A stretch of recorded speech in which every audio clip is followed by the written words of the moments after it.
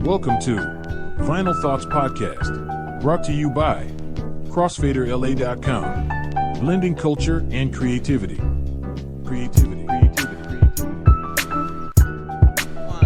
Welcome back to another episode of Vinyl Thoughts. I'm here, Jeremiah, with my co-hosts, Father, a.k.a. Mario, and Brother, a.k.a. Jonathan. How y'all doing today?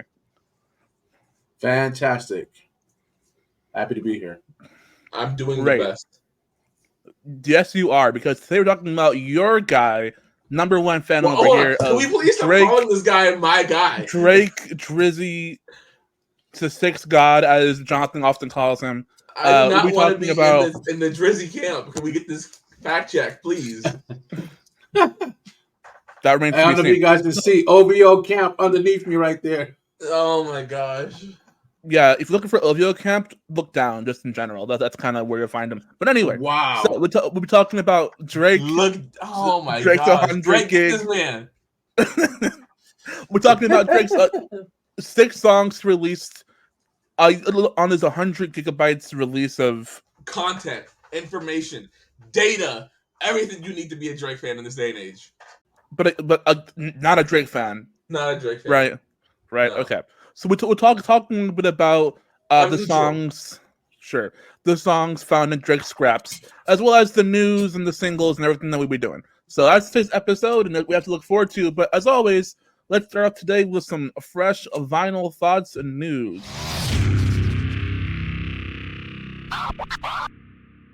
Stalking is bad.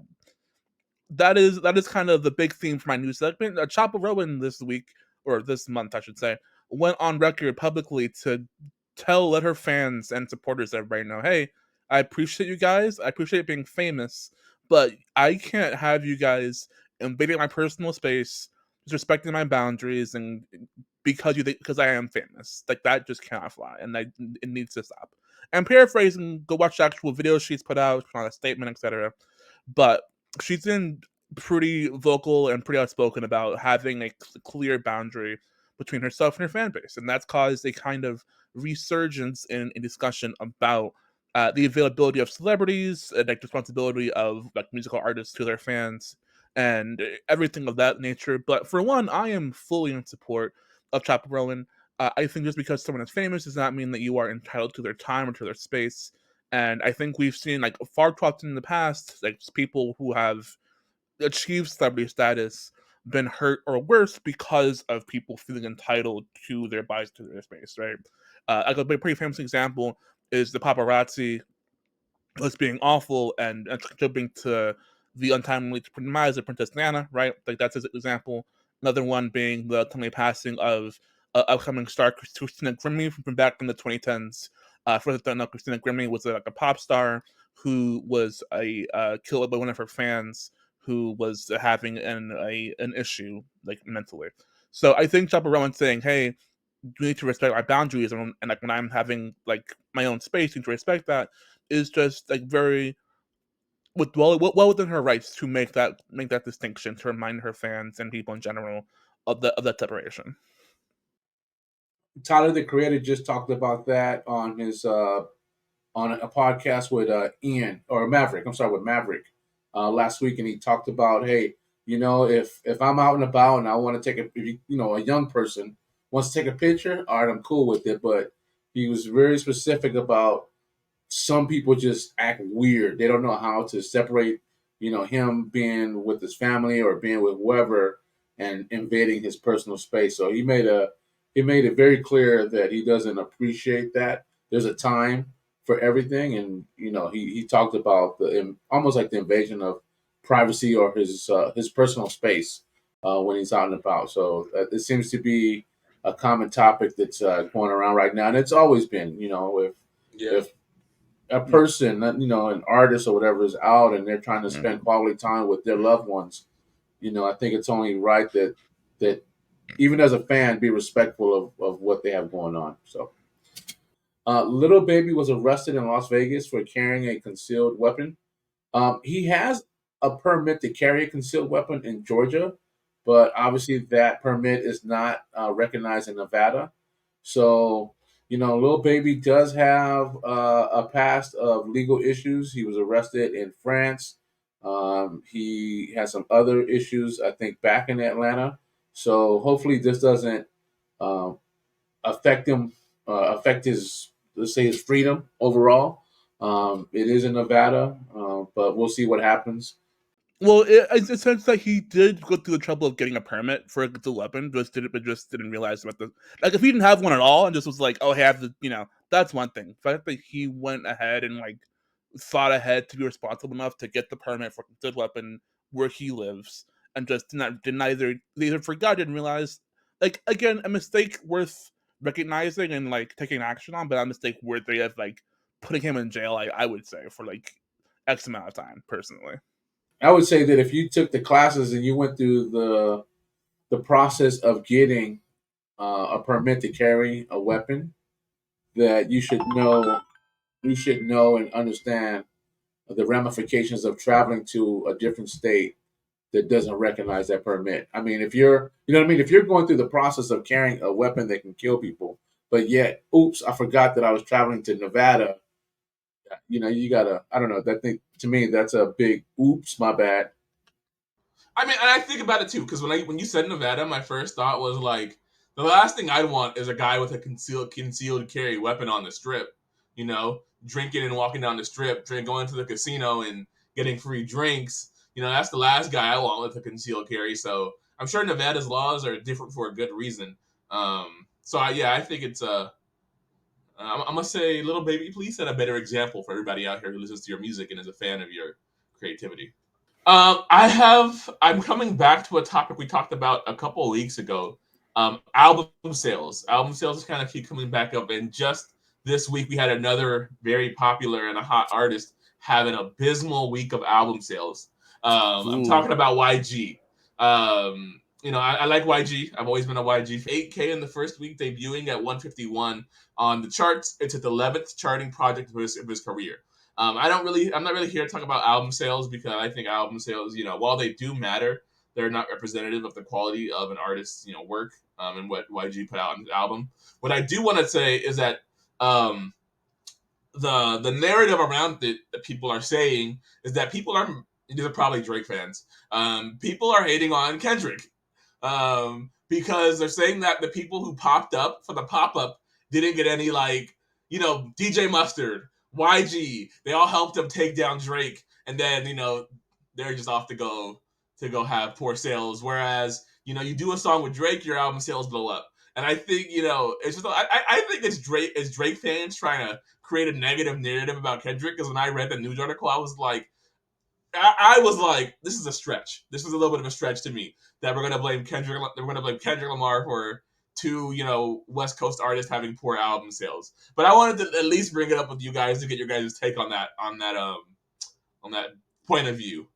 So my instinct, Well, like you said, it's not to blame Kendrick for album sales for the artist, right? I think that's weird. But I am interested into why like these West Coast rappers are having like this kind of slump in sales though. Like if it was just Mustard, it'd be one thing.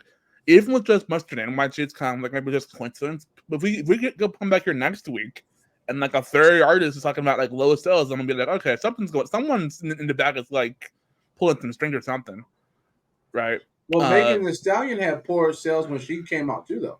So I don't think it's just the West Coast artists.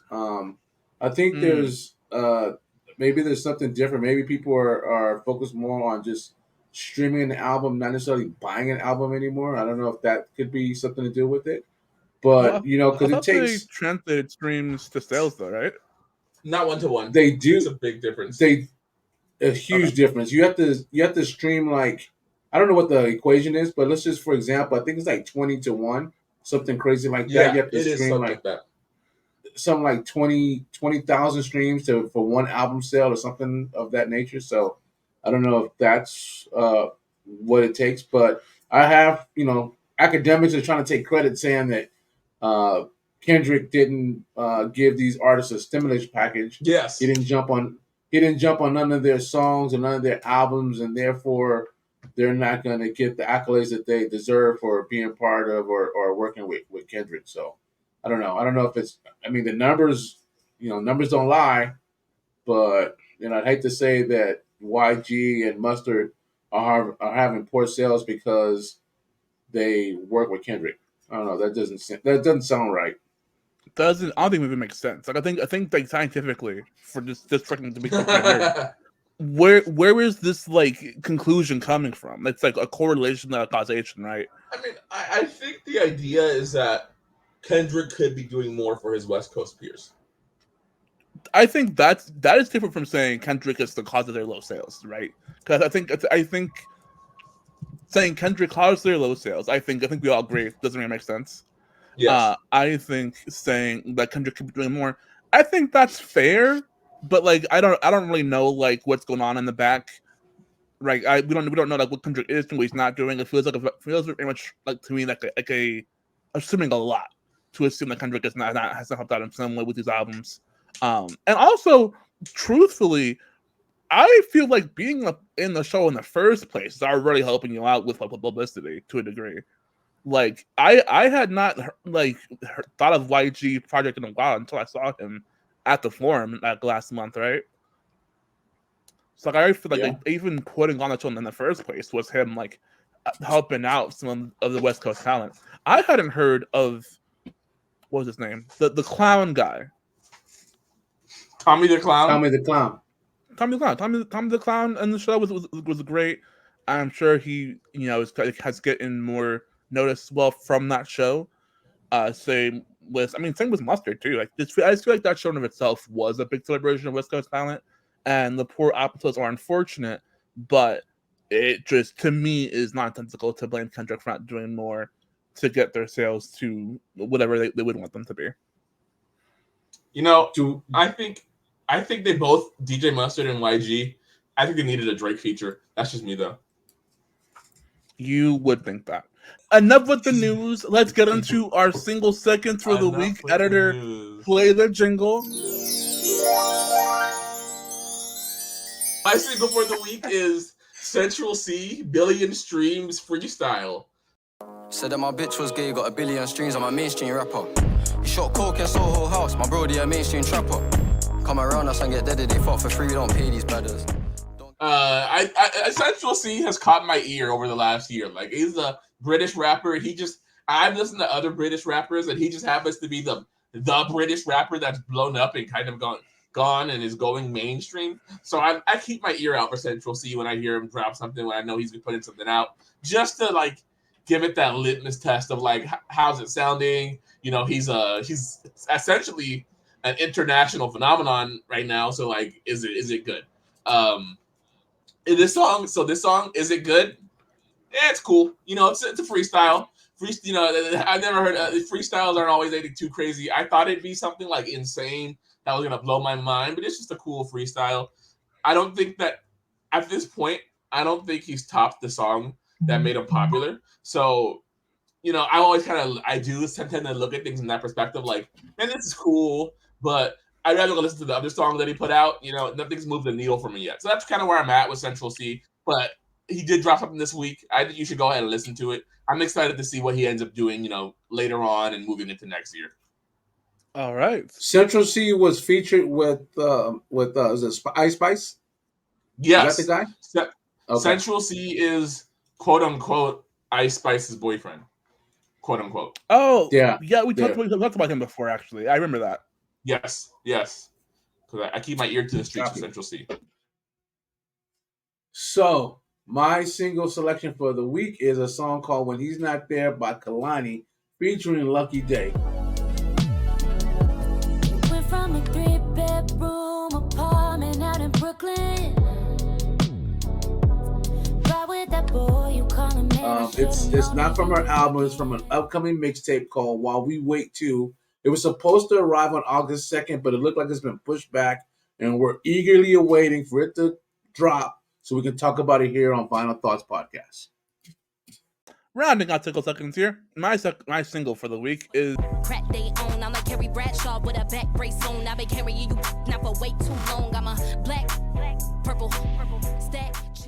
A new track by her, which, as you hopefully, if you do not know, duet she makes nothing but bangers. This song is no different from that pattern. and is just a great exhibition of her great rapping ability, just to be fast and witty and punchy, and just really capture a beat and make it work for her. And it's a very explicit song, 18 plus for sure, but definitely I think go worth the listen. Go check it out. And I'm eagerly awaiting her next album as well. Though I don't think we have an announcement for that, but when we do, I'll be the first one there. So without any further ado, enough news, enough singles, enough seconds. Let's get on to the main event.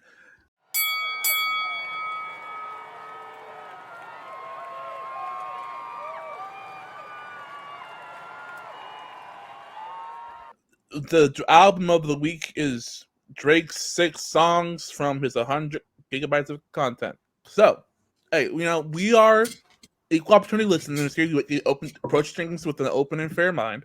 And so we went through, we found these songs.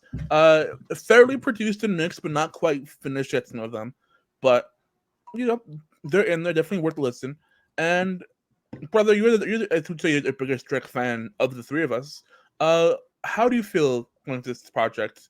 And do you feel any of these songs in particular, like, are you sad that they weren't in fact on albums, right? And then we have to fight to get them this way. I mean that's a you're asking me a philosophical question. Like, do I care if the song on the album or at least of the single? Like this isn't about Drake. This is about philosophy, about music release dates and output. But to answer your question, I don't care. It can come out whenever it wants. It can come out on a Sunday morning for all I care. It doesn't make a difference to me. What I will say is I'm pretty lazy at the moment. So like if it's not on DSPs, I might not really I might not get to it.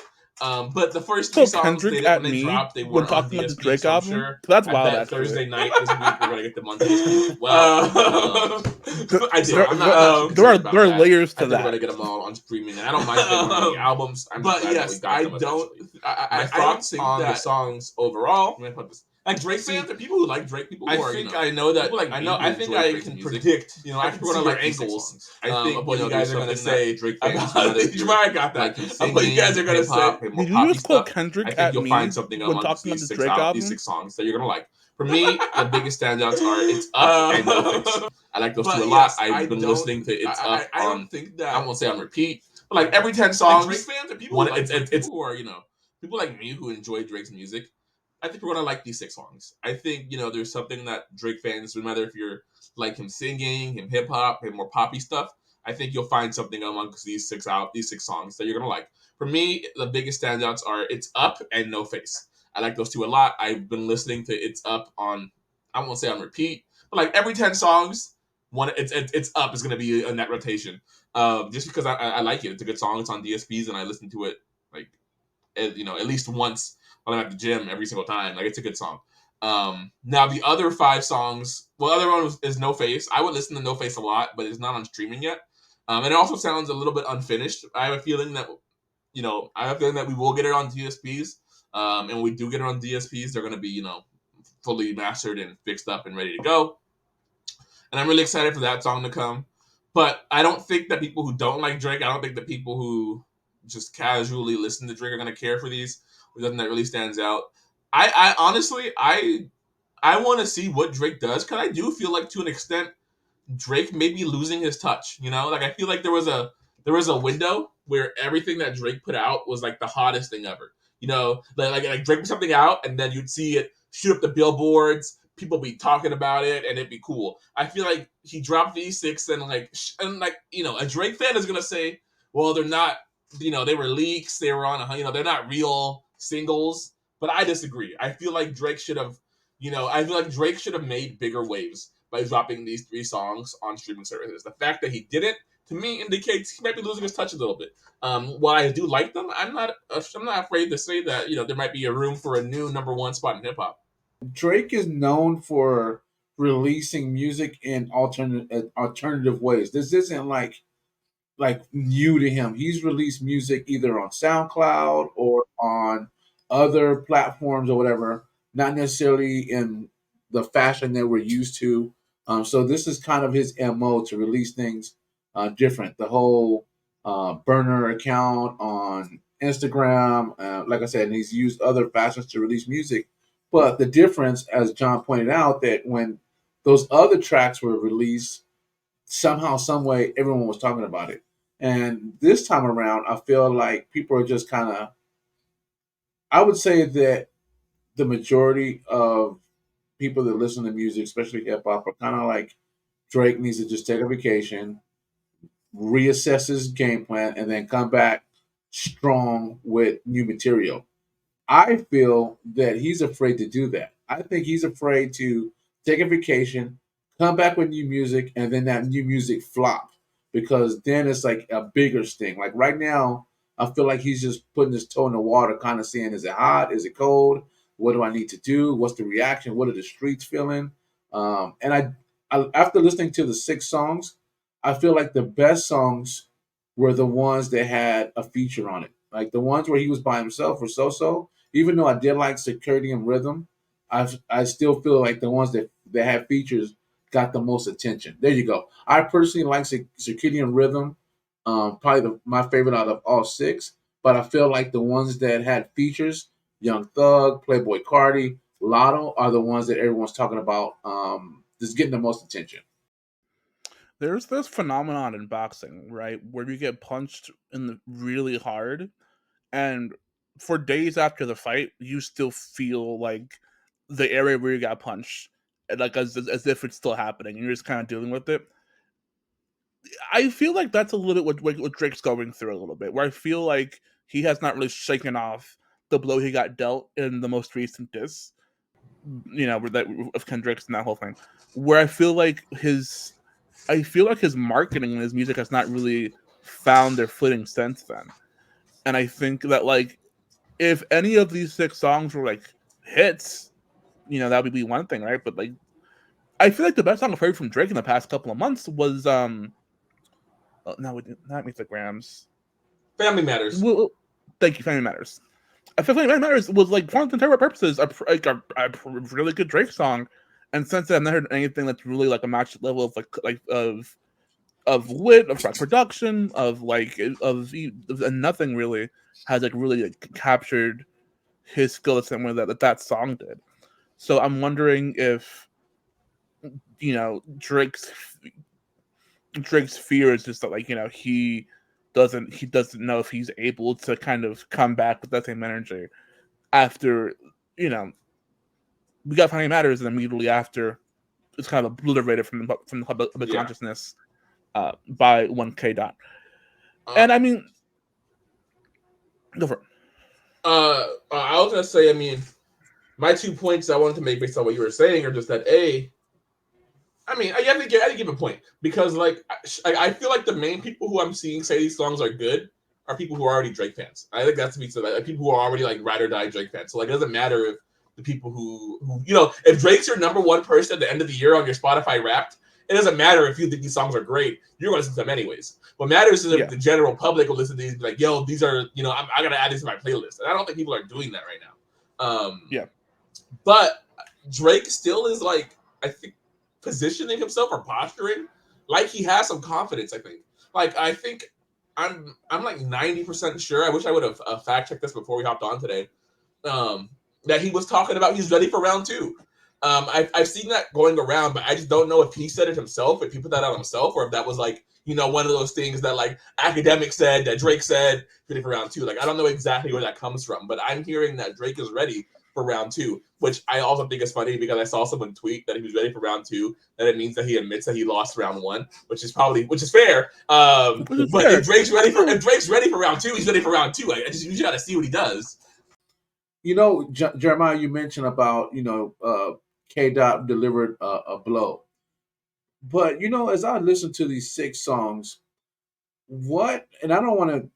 I guess it all comes down to what Kendrick did, but Kendrick planted this seed, right? Of this guy is, I'm gonna use the word weird because that's kind of seems to be the popular word right now. Is weird, cringy, things of that nature, right? So as I'm listening to these songs, I went to Rap Genius because I wanted to see what he was saying, and it's unfortunately he's talking about the same subject matters that he was talking about prior to the whole battle. And maybe that made him successful, but at the same time, it could also be his downfall. Talking about popping ass, popping pills. That's like a direct line from one of his songs. Just talking about women, business, this and that. It's like if you're talking about you want to battle Kendrick again, or you want to battle just period a rap battle. I think you got to change up your subject matter a little bit. You got to get more creative, and yeah, he's had a hell of a career and he's gone, very successful. No one can take that away from him. But I think, like, dude, you got to switch it up a little bit. At least give us a break of that popping ass, popping pills, drinking. Show me 143. I'm gonna show you my 143 Rolexes. Acting like he's from the streets. I mean, maybe that's the formula. They got him here, but I don't know how much further it's going to take him because I'm me personally. Even though I'm not the biggest Drake fan, I am tired of hearing the same shit from him. You know what I mean? Father, what were you gonna say? So based on, what you guys have said, I had 3 points, and hopefully I can remember them because I'm just like you guys are talking for a minute. But one of the first things is talking about him. He's ready for round two. So I saw the same things on the internet, kind of floating around. And one of the memes I saw, and I don't know if it's true. Like you said, we need to fact check that he hired the best ghostwriters for round two. Is what I saw. So I thought that was hilarious. And then the second point that I wanted to make was, Jeremiah, you mentioned about K. Dot delivered a blow, but as I listened to these 6 songs, and I don't want to. I guess it all comes down to what Kendrick did, but Kendrick planted this seed, right? Of this guy is. I'm gonna use the word weird because that's kind of seems to be the popular word right now. Is weird, cringy, things of that nature, right? So as I'm listening to these songs, I went to Rap Genius because I wanted to see what he was saying, and it's unfortunately he's talking about the same subject matters that he was talking about prior to the whole battle. And yeah, maybe that made him successful, but at the same time, it could also be his downfall. Talking about popping ass, popping pills. That's like a direct line from one of his songs. Just talking about women, business, this and that. It's like if you're talking about you want to battle Kendrick again, or you want to battle just period a rap battle. I think you got to change up your subject matter a little bit. You got to get more creative, and yeah, he's had a hell of a career and he's gone, very successful. No one can take that away from him. But I think, like, dude, you got to switch it up a little bit. At least give us a break of that popping ass, popping pills, drinking. Show me 143. I'm gonna show you my 143 Rolexes. Acting like he's from the streets. I mean, maybe that's the formula. They got him here, but I don't know how much further it's going to take because I'm me personally. Even though I'm not the biggest Drake fan, I am tired of hearing the same shit from him. You know what I mean? Yeah. I've always felt like it's been a facade that Drake's had this facade, and like I said it before, like I've always been okay with Drake having this facade. Like to me, Drake is a character, and I'm okay with that.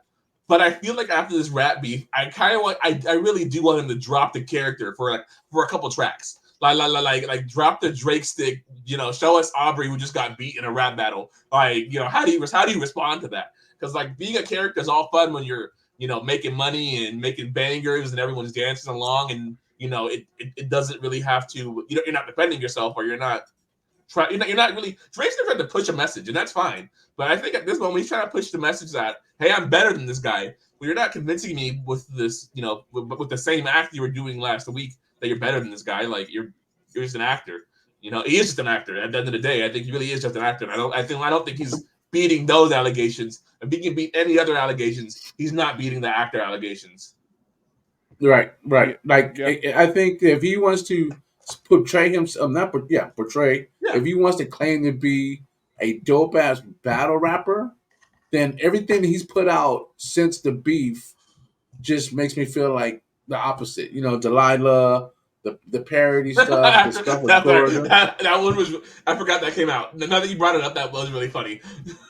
you know, the thing he did with Gordo, the thing he did with what's her name, Camila Cabella, like all these other projects that came out, and maybe they were slated before the battle. Okay, maybe, but I don't know. It just seems like if this is what you're trying to convince me that you're a dope battle rapper, but this is what the content you're putting out, it's really misguided. Yeah. I would say, if you want to know my opinion on these 6 songs, listen to a review for All the Dogs, and it has not changed. Like they're fundamentally the same style of music and delivered in the very same way. So like, there's just there's nothing here that has changed my thoughts on Drake's music, or like right, like I just like All the Dogs. I really like some of the features on here. I find the content he's rapping about to be pretty meh, but he makes catchy tunes. That's kind of about it. I think like y'all both said, I think if he wants to go back out there, challenge, come back at Kendrick with some new hits. Based off of this pack of work, I don't know if he's ready for all that. Granted, yeah, it's fair. Yeah. The other thing I was going to say that. Yeah, go for it. Go for it. I don't have anything to add. I was just going to say the third point that I remember finally after what you said was when I listened to these 6 tracks, I was listening for relevancy. Like, is this new stuff or is this stuff that was from, because the 100 gigs of data are just from random times, right, from his past. Yeah. So I was absolutely. like, are these songs like new or they're old? Because if they're old, then okay, then it's like I feel like, oh man, these songs are kind of dope if these were made back in the day and never released them. That's fair. But if he just made them in the last 3 months, now I'm going, dude, why are you talking about the same things after you just got called cringy for talking about this stuff? So and some of the lyrics, I feel like it is relevant because he talked about the elections. He talked about a couple of things, and I was like, no, he had a line. He had a line where he talks about like, are my aunts calling out my family name, which feels very much like a reference to Meet the Grams, personally. Yes, agree. Yeah. So yeah, I do think I do think that some of these tracks, maybe not all, but some of these tracks are very new and relevant. You know what I mean? So maybe it's No Face that I'm thinking or whatever. And I felt like that was probably one of the better lyrically delivered songs out of the batch. But as far as like if he thinks that's gonna get him over the hump or get him to a plateau of top MC, I think he's have to do better. Yeah. I feel like we all I sound like we have kind of a consensus then about our general feelings about these 6 songs. I'm kind of curious too, if we want to just quick talk about why do we think Drake in the first place released the 100 data bytes in the first place? Like why is that? Like, what kind of thing you think prompted that? As of today, it's 200, right? Isn't it 200 data? Because he released the first batch. Because he released the first batch, 2 weeks ago, and then when I text you guys, that was a second batch of 100 data. So really, it's 200 gigs of data and 6 tracks. Right. Okay. So even more so, like why? Here, I got you. Here's my. So, like I said, I think Drake should be dropping something soon, right? I think he should be doing something. I think Drake should do something really big soon, right? So what if the 100 gigs is like him doing a rollout for this, like, this is my new greatest album, this is me in the past, this is all my past work, but now I'm here right now and I'm still the greatest, or I am the greatest, something crazy like that. What if that's like, this is like his version of this album rollout is by releasing all these gigs of his old stuff. That's the best. That's the best thing I think he could possibly flip this into, because otherwise it's kind of boring. If you're his PR guy and you're telling me like, hey, that was the old me, like I'm putting that behind me, and this is the resurrection of Drake, and he comes out with like some dope ass banger hits, and he's spitting fire, dude, you got me. I'm gonna be like, we're not worthy. We're not worthy. I wouldn't go that far, but if Drake drops an album called Easter and it's just about his comeback, That'd be pretty dope, actually. Oh my god! But it would have to About be banging JC hits. It'd have to be Yeah. good. It'd have to be good. I have to top JC as the best MC to come back on that day, but that's kind of speculation. So like I guess we want to go to scores. You have other points you want to make about these 6 songs. Do we even score this? I was gonna say, do we want to jump to scores? Or do you have other points you want to make about these songs? And then additionally, do we even score this? It's not really an album. It's not like a completed body of work. It's just, again, it's like, because Kendrick Lamar, that's the what's on here. Kendrick Lamar released a mixtape album of unreleased tracks, untitled, unreleased, right? That has like some hits on it, and it's like a full project we can look at and like see the songs are. Whereas like these songs are pretty disconnected. It don't really have like any kind of what we generally consider like an album level of cohesion. So like, do we even judge it by our general standards that we judge albums by, or just kind of like, yeah, they're songs, they're Drake songs? Like, what do y'all think?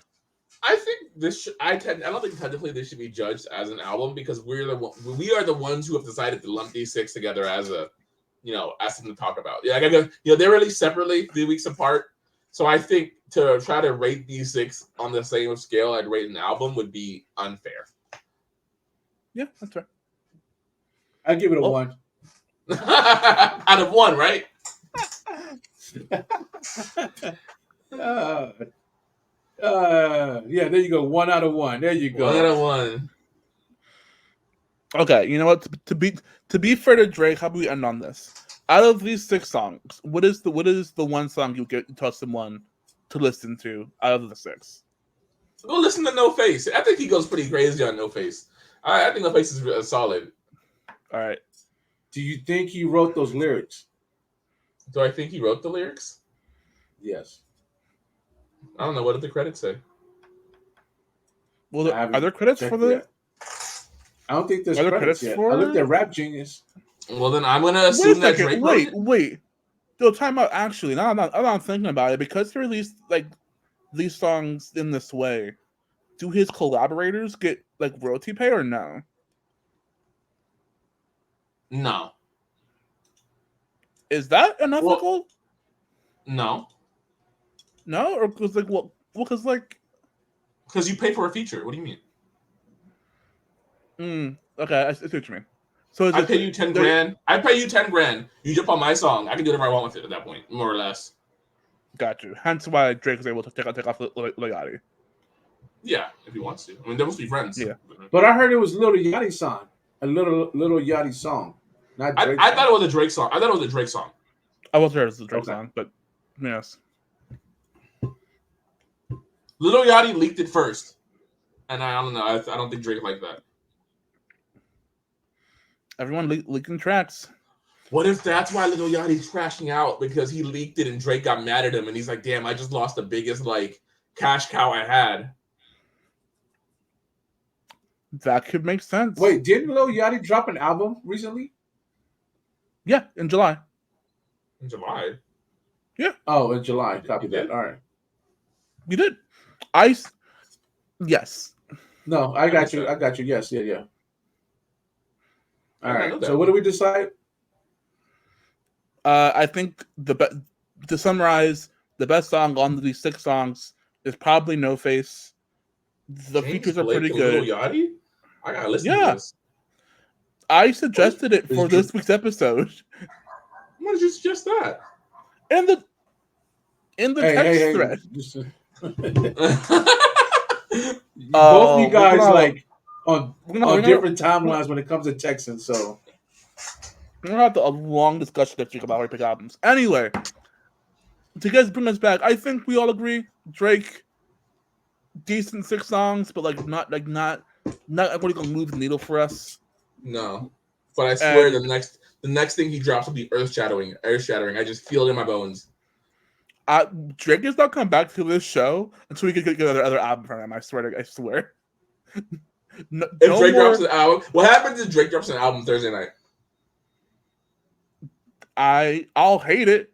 I will really hate it, but I'll listen to it because I have integrity as a journalist to listen to it. But I he respect drops up Thursday night, and it's trash. Never again. I'm striking Drake's name from the lexicon. If Drake drops an album Thursday, you guys can call me. You know, you guys can say that I said it first. I'm the visionary. I predicted it. I saw his ankles, as one might say. And that's all from us from Vinyl Thoughts. Check us out on our website at crossfaderla.com. Buy our merch, get our hats, the shirts. They not like us indeed, especially not Drake. And that's all from us. I'm Jay. That's John. That's Father. Peace. Vinyl Thoughts Podcast.